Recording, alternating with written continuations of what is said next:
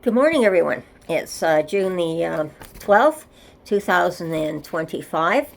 Today I want to expand a little on my other video from behind my last video there on falling down the rabbit hole and where it came from, this expression, and explain it a little bit better because there's some things that today we sometimes say people fall in the cracks of the system, and that's one way of expressing it, is falling down the rabbit hole for the generation before me. But there's one other expression that I haven't heard for a long time. Was the social. It was often called the social safety net.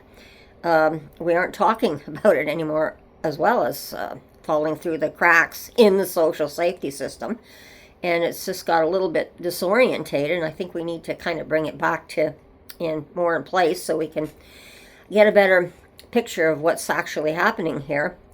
And falling down the rabbit hole was what the older generation, when they did not want to talk about mental health. That was their way of expressing mental health, when you fell through the cracks, or the social safety net, as it was another word that was called for back then. How far down the rabbit hole, or the system, did you fall, or those cracks in the system? That was just another way of putting it. And I just want to reintegrate that my mother, who was a registered nurse, and one of the things that she did in the old hospitals, the mental institutions we're talking about, was she did not like having to work in the psychiatric wards. She did not like what she saw. If she spoke up, she got disciplined very heavily. And a lot of people were experimented on at that time in the old system of the mental institutions. And they came out worse sometimes, not at all. They, like I said, this is one of the things, and people were experimented on. And certainly the ones falling through the rabbit holes were the first ones to go, and this is where they put people at that time. And it was because of what she didn't like, and she certainly was against the shock treatments at the time, the electric shock treatments, and the lobotomies, which is what they did back then. And I just want to reintegrate again. I had a friend who was institutionalized, and she was given shock treatment. This is way back in the 1960s. She later became part of a class action lawsuit, which was one of the first times that we were starting to hear about these class action lawsuits, when things were not going right and people had a right to we're getting rights back then. We had to fight for our rights. And this is what we're still fighting for today, of course.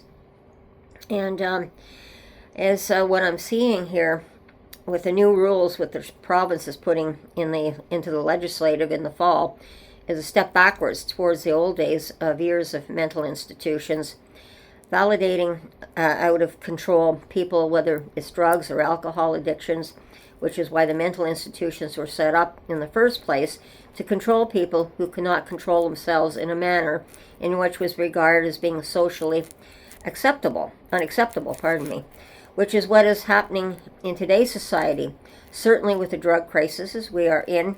And how do we keep the general public, who are at risk of the blunt of this out of control behavior that's manifesting its drastic impact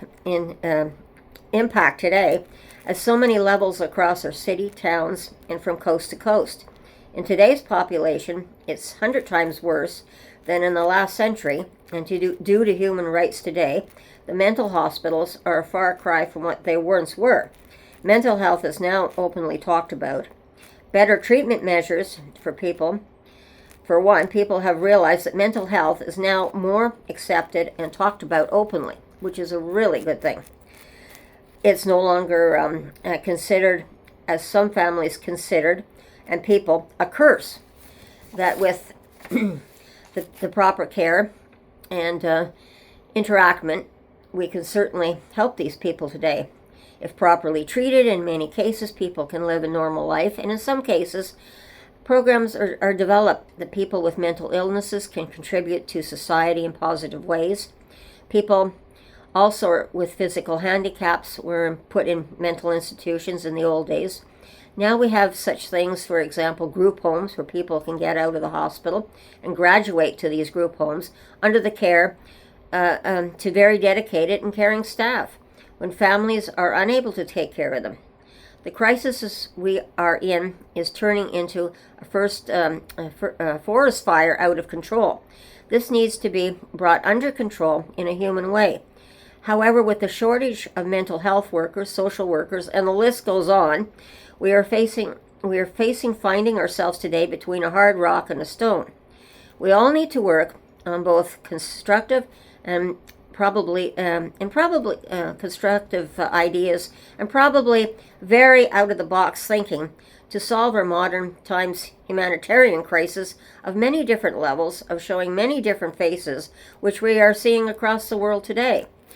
What is being proposed is Band-Aid solutions of the past. Yet Band-Aid, as it is, may be the only temporary way of keeping people safe at the moment, till things are once again under control. Also, authoritarian dictatorships only leads to failure, as past history has recorded time and time again. The whole world needs to put down its weapons against each other and come together in a peaceful and cooperative manner, and very importantly, listen to one another to forge a better path forward. However, I can't see this happening in the foreseeable future. It's going to have to start with each country working within itself, with people working in solidarity with each other, and come together and put forth ideas and possible solutions to our government. Then our government needs to take serious take serious looks at our options, ideas, and proposals, and start acting on them. The people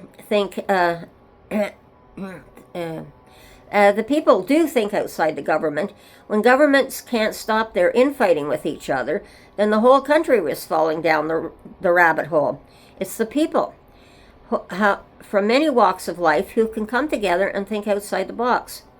We voted the politicians in, and they work for us, the people.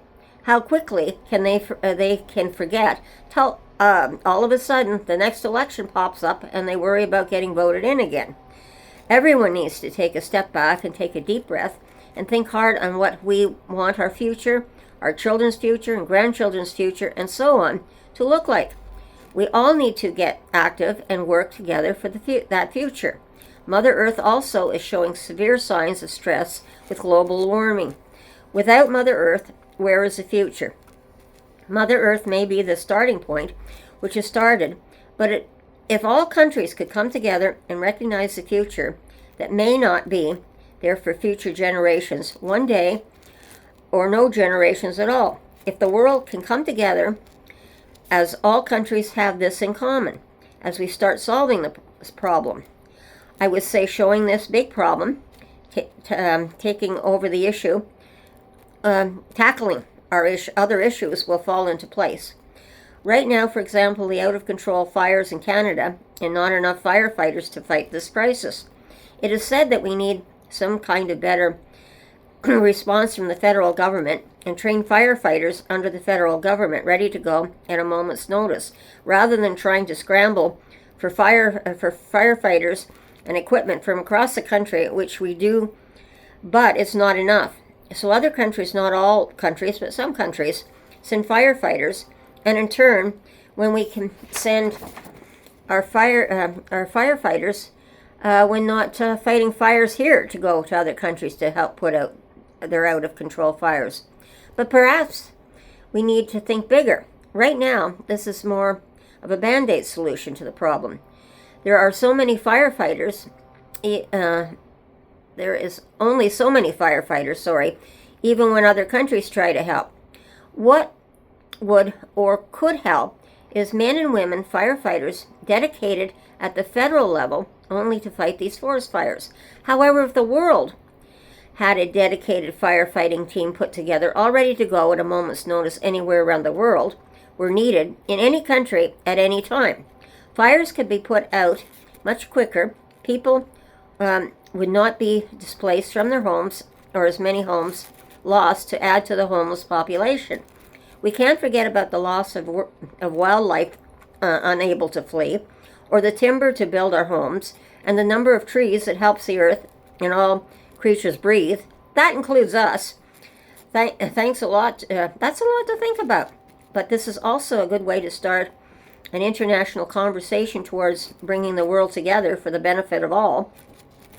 This is another way of working together in a shared leadership role, as I've been saying all along. Right now, the world is falling down that rabbit hole as well. And that rabbit hole is getting bigger and bigger till eventually we are going to hit rock bottom and find ourselves trapped with no place to go and have nothing. Stop and think about it. Along with another thought, with all the fires and people displaced for their safety, where do we put them with the housing crisis we have? We need to come up with better backup plans rather than scrambling for shelter like we are now. So I didn't want to keep this video too long, but there's a lot more that I have to say. And but I do have one more thought, that my friend who was put in those mental institutions and forced to have electric shock, she and I were good friends. Her father was very abusive, and this particular day, as a teenager, I was approximately about 14. She was the same age as I was. And I had gone babysitting. I'd earned my own babysitting money. So I wanted to go shopping. So she came along with me. Now, she had to be home at a certain time. And if not, then she got severely punished. And so we went shopping. And, of course, back then, the few dollars that we made, we managed to stretch that. Because if any of the older generation, like myself, remember Woolworths, a great store, a 5 and dime store, we could get a lot. If we even had $10 to $12 on us, we could get a nice little bag of stuff for ourselves. So I went, got that, and we were on our way back, realizing the time, to catch the bus. And unfortunately, as usual, the bus, I don't know if we were just a minute late or the bus was maybe 2 minutes early. But you know how you get to the corner and all of a sudden you look and the bus you want is just taking off from the bus stop? Well, we missed that bus. So we had to take the next bus, which was another half an hour, which meant we were half an hour late. Literally, half an hour late only to get back to her place. I went in, she was scared of her dad. I went in with her. Her dad was yelling and screaming at her. Oh, you're going to get punished. Oh, you're not. Oh, I'm so furious at you.